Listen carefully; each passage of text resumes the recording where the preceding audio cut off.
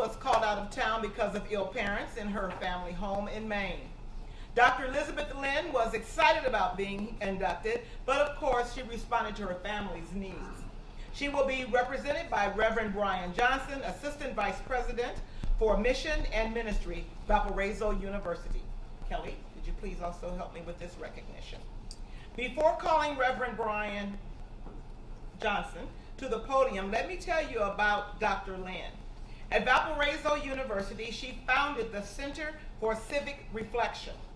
This has become a national center that developed an innovative applied use of the humanities to illustrate issues of concern through reflective dialogue. Civic reflection uses readings, images, and videos to engage people in productive conversation about their communities.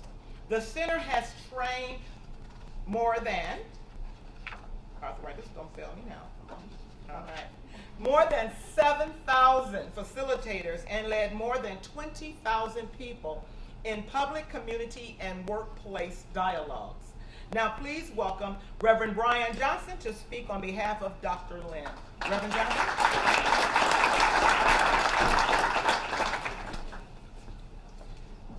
Those of us in the audience that are part of the sandwich generation who have older parents know how important they are.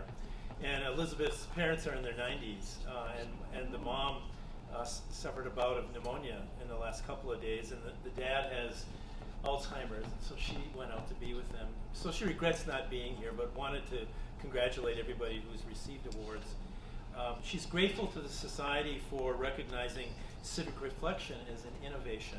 And for those of you who work with boards, you should give her a call, because the students who provide this effort on our campus and on campuses across the country have also worked with nonprofit and professional boards as well to think through their sense of service and the commitment that they have to the local community. She values this award for 3 reasons. First, that it recognizes the importance of risk, the value of taking chances on ideas that may not work, and being willing to learn from the results. Civic reflection has developed over time, shaped and been honed from failure as much as success. It was the Lilly Endowment's support for this effort initially that made the risk possible through its unique philanthropic virtue of committing to grantees and encouraging their learning over time.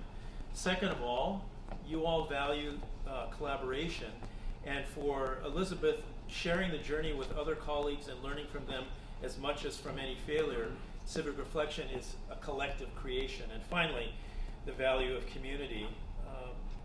We know how important communities are, and the value of being able to dialogue across difference when there are great polarizing influences wherever we find ourselves. So for the sake of our communities, in order to make them more productive, more happy, more humane places to live, this is what keeps her going, just as it keeps the Society of Innovators doing its great work. So on behalf of Elizabeth, she wishes to thank you all.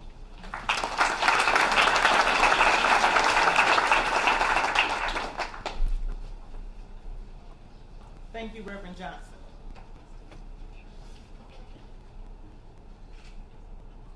Please remind her that she's in our thoughts, please.